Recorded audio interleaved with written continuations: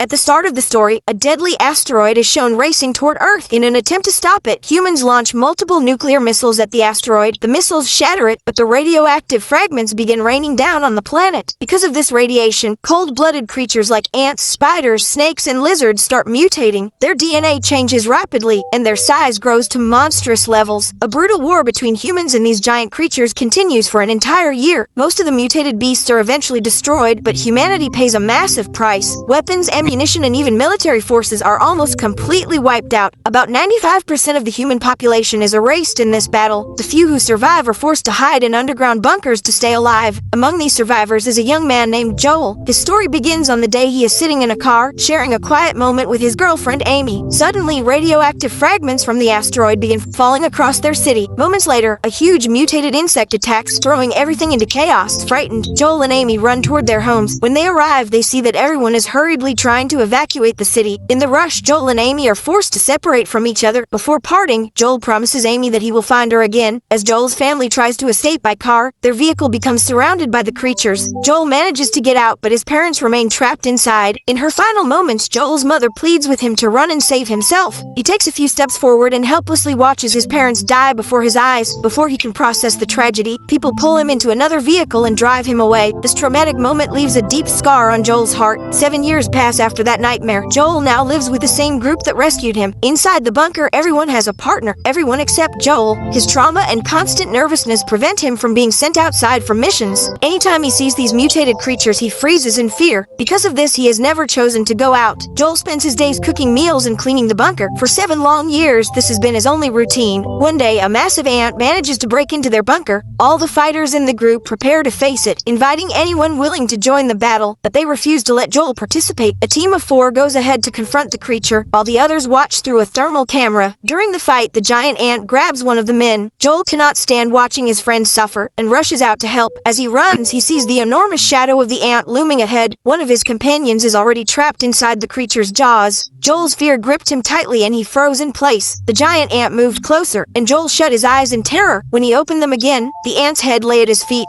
2 members of the group had chopped it off. To calm himself and shift his focus, Joel picked up the radio and started talking. It was Amy on the other end. Amy had survived the catastrophe 7 years ago just like him. However, her colony was far away, and they had not seen each other since the disaster. Joel spoke to multiple stations before finally locating her. Their conversation was filled with joy and relief, but suddenly the radio went silent. After narrowly escaping death that day, Joel felt restless. He no longer wanted to spend his life confined in a bunker, waiting for the next threat. He turned to his companions and asked, "How far is Amy's colony from here?" They told him it was 140 kilometers to the west, located on a beach. Joel declared, "I want to go there." His friends warned him that the journey would take at least 7 days. Even the most experienced survivor could last only 3 or 4 days in that terrain. "You would die in 1 hour, son," they said. But Joel had made up his mind. He would either reach Amy or give his life trying. He felt out of place in the bunker, as if he were a burden to everyone. In truth, his friends cared deeply for him. They even drew a map to help guide him to Amy. After so many years, Joel finally stepped out of the bunker. Amy's colony lay 140 kilometers west, but Joel did not know the direction of west. Without pausing to orient himself, he began walking forward. After some distance, he heard the growl of a massive creature. He ran to hide in a nearby house, only to find a giant frog in the pond outside. Seeing the creature, Joel froze again. The frog lunged at him, striking with its long tongue. Suddenly, someone pushed Joel out of the way. It was a dog. The frog attacked again, snatching Joel's leg with its tongue. The dog leapt and bit the frog's tongue, breaking its grip. Joel and the dog ran away as fast as they could. Soon they reached a stationary bus, which the dog entered. Joel realized it was the dog's home, though its mistress was likely gone. On the wall, he saw the word boy written. When Joel said the word aloud, the dog perked up. Joel understood then that the dog's name was Boy. Joel picked up a red dress lying in the bus,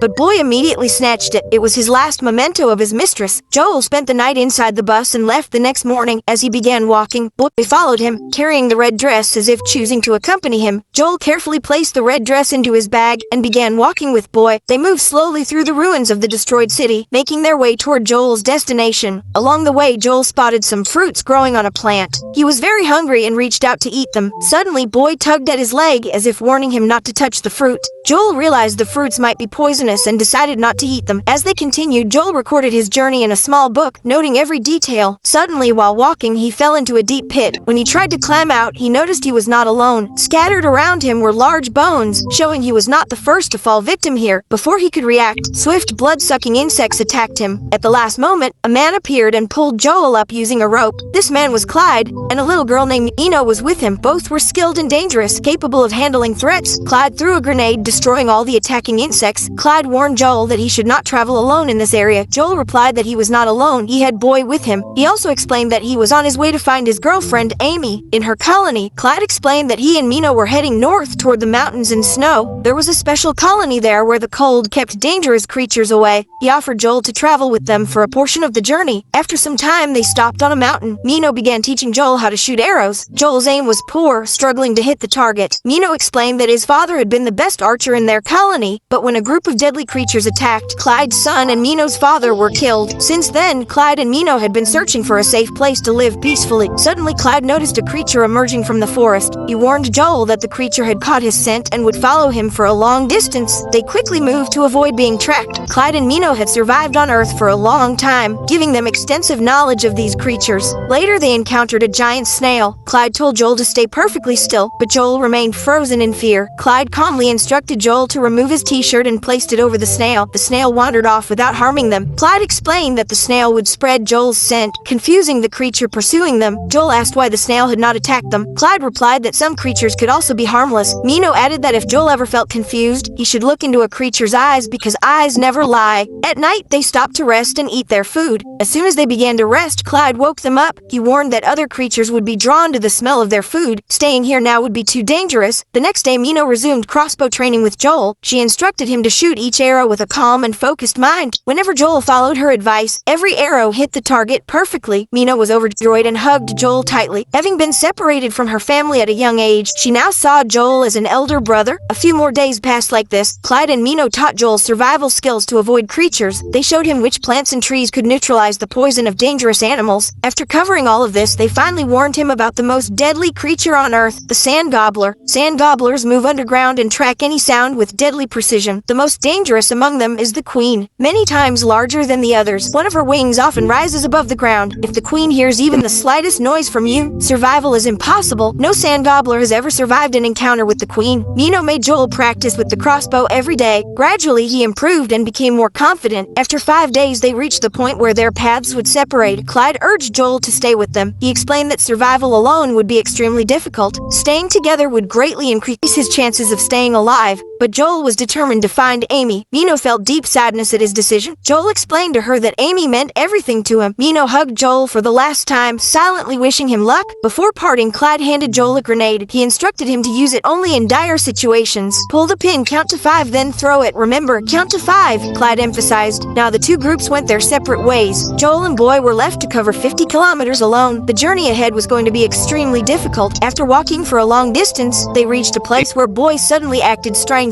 He refused to move further and hid under a pedal boat out of fear. Joel tried to coax him out when suddenly many legs emerged from beneath his feet. It was a massive centipede. Joel quickly raised his crossbow, but the creature advanced rapidly. It lashed out with its tail, aiming to catch him. Boy barked fiercely, startling the centipede. The creature attacked Boy with its tail, tossing him aside. The centipede then circled the boat, attempting to kill Boy. At that moment, Joel's memories of losing his parents flashed before his eyes. This time, however, he refused to give in. Overcoming his fear, Joel stood up and fired an arrow from his crossbow. The arrow struck the centipede in the neck, enraging it. Ignoring Boy, the centipede charged straight at Joel. At the perfect moment, Joel fired another arrow. It hit the creature directly on the head. Joel's arrow struck the centipede, killing it instantly. He was trembling with fear and disbelief. He could not believe that he had actually defeated such a massive creature. Then Joel saw Boy running toward him. Joel may not have been able to save his parents, but today he had saved Boy's life. Overcoming his fear had made this possible.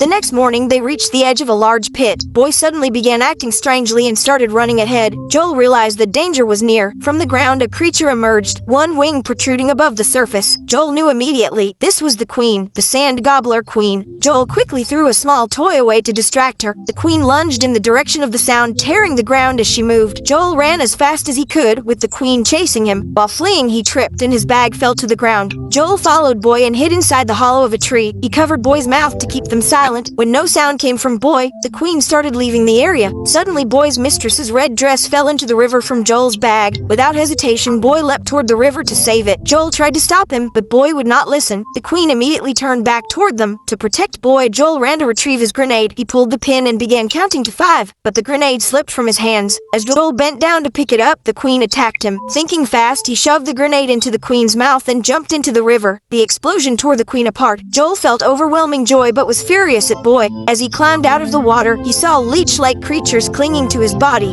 Panicking, he removed them one by one. He scolded Boy, blaming him for the dangerous incident caused by the red dress. Boy, angry, walked away, leaving Joel alone. Soon Joel began staggering from the leech's poison. He started seeing hallucinations and became disoriented. In this state, he stumbled a short distance and collapsed. Luckily, he spotted a plant that could cure the poison. He quickly ate it and, still dazed, continued moving forward. Exhausted, he finally sat down to rest. Suddenly, he saw Amy. After 7 long years, he ran to her, kissed her, and then fainted again. When he regained consciousness, he realized he was inside Amy's colony. Seeing her alive filled him with happiness and amazement. Amy told him to rest. Joel replied, "It feels so good to kiss you again after all this time." Amy smiled and said, "You just kissed this old man, not me." After that, Amy told Joel that some visitors had arrived at their colony. One of them was the captain of a ship, and he wanted to take all the people to a safe place. Joel found this a bit unusual but remained quiet. Soon Amy left for some work. When Joel stepped out of his room, he was stunned by the beauty of the colony. As he walked further, he saw the beach behind the colony. Although Amy's colony was underground, the sea provided protection because the creatures could not cross water. Seeing Joel outside, Amy came to talk to him. Moments later, the captain and some of his companions arrived. Amy introduced Joel to the captain and explained that he had reached the colony after a 7-day journey. The captain was very impressed and shared that he had previously served in the army. He now helped survivors reach a safe base on his ship where they could live comfortably away from the dangerous creatures. When Joel and Amy had a moment alone, Joel asked, "I came all this way to see you, but why don't you look happy to see me?" Amy replied that much had changed over the years. She had lost her parents, and last year, the person she had loved deeply. Hearing this, Joel's world shook. He realized that before coming here, he should have asked if Amy truly wanted to meet him. Amy admitted that it was her mistake. She should have told Joel everything over the radio, but she did not. Still, she said she was happy that he had come. Amy explained that now they could go with the captain, escape the creatures, and remain friends. Joel's mind struggled to process this. He had risked his life traveling 140 kilometers, fighting giant insects only to be friend-zoned. He tried not to think too much, overwhelmed by everything that had happened. After some time, Joel attempted to contact his colony on the radio but could not get through. Then an elderly man approached him and handed him fruits and beer. It was a gift from the captain for the entire colony to celebrate the start of a new life. Joel then looked at the map his friends had given him. On the back of the map, they had written heartfelt messages. Reading them, Joel became emotional and realized how much the people of his colony loved him. He had left them all behind to meet a girl he had not seen in 7 years. Just then, a message from his colony came through the radio. Everyone was thrilled to hear Joel's voice and that he had reached safely. Joel recounted all the events of his journey, leaving everyone in shock. How did Joel manage all this alone, they wondered. Joel asked about everyone's well-being. They explained that after he left, the colony had suffered many attacks and was no longer safe. Suddenly, the connection was lost. Joel made a firm decision. He would not go ahead with the captain without rescuing his friends. His eyes then fell on the fruits the captain had given him. After that, seeing the fruits, Joel suddenly remembered something. He opened his book and realized that this was the same fruit the boy had warned him not to eat. Alarmed, Joel ran toward Amy. Outside, everyone was staggering and dancing under the influence of the fruit. Joel tried to warn Amy, but one by one, the colony members began to faint. Suddenly, Diana attacked Joel from behind. When he regained consciousness, he saw that all the people in the colony were tied up. Joel realized the truth. This was the captain's plan. He went from colony to colony, stealing food and exploiting the people. The captain explained that they had captured a massive crab to pull their ship. In return, they forced the colony members to serve as food for the crab. He pressed a button on his remote and a dark shadow emerged from the sea. Everyone panicked and tried to escape. Amy struggled with all her strength and managed to free herself. She also untied Joel. She told him, "I'll handle these 3. You deal with the crab." Amy grabbed a piece of the gate and charged at one of the men. She dodged bullets and struck him down, and both fell unconscious. Meanwhile, the enormous crab advanced toward Joel. Joel grabbed a nearby rod and ran at the creature. As the crab leapt onto him, he struck it hard, flipping it upside down. The crab could not recover from the fall. As Joel prepared to finish it off, the captain sent a powerful electric shock through the remote. The crab jerked upright and charged at Joel with renewed fury. Meanwhile, Amy regained consciousness and faced Diana. A fierce battle broke out between them. Diana overpowered Amy easily. The crab moved toward Joel, but Boy bravely stood between them. Seeing Boy, the crab crab paused, slightly calmed. The captain ordered Diana to kill the dog. Diana aimed her rocket launcher at Boy, but Amy struck her hand. The rocket missed Boy and instead hit the crab, causing massive damage. The captain then personally attacked Amy, hitting her unconscious. The crab, enraged by the grenade, charged at the captain. He shocked it with the remote, redirecting it toward Joel once again. Joel ordered Boy to go to Amy to keep her safe. Boy tried desperately to wake her up. The three thieves took this opportunity to escape, leaving Joel to face the attacking creature alone. Then Amy regained consciousness. She grabbed a grenade gun lying in front of her, ready to fight. The creature grabbed Joel by the leg. Joel shouted to Amy for the gun. Quickly, Amy handed it to him, and Joel was about to pull the trigger, but then he paused and looked into the eyes of the crab. Suddenly, he remembered what Mino had said: by looking into the eyes of a creature, one can see whether it is truly bad. Joel saw only pain in the crab's eyes, pain caused by the chains and electric shocks that had tortured it repeatedly. He aimed carefully at the chain and fired, breaking it. The crab, freed from its restraints, did not attack Joel at all. Joel fell back, exhausted, as Amy rushed to his side. The crab approached Joel but stopped close to him, almost as if to thank him for its freedom. Then it turned and moved toward the captain's ship. By now, the captain had reached the ship. He tried to shock the crab with his remote, but nothing worked. He realized his control over the creature was gone. The crab swallowed all three of them alive, one by one, and destroyed their ship completely. After all this, Joel prepared to return to his own ship. He was ready to go back to the colony. Seeing Joel's bravery in saving Amy and protecting the colony, Amy's feelings for him grew again. She asked him to stay with her. Joel gently replied that his friends needed him and he could not stay. Before leaving, he gave Amy the book he had written about how to fight these creatures. It contained all their weaknesses and strategies for survival. Joel thanked Amy, saying that it was because of her that he came on this journey, which had changed his life forever. As he departed, Joel mustered courage and kissed Amy. She smiled and said, "You traveled 140 kilometers for me. This time, I will come looking for you." So what do you think? Does Amy get a second chance or not? Tell us your thoughts in the comments. See you in the next video.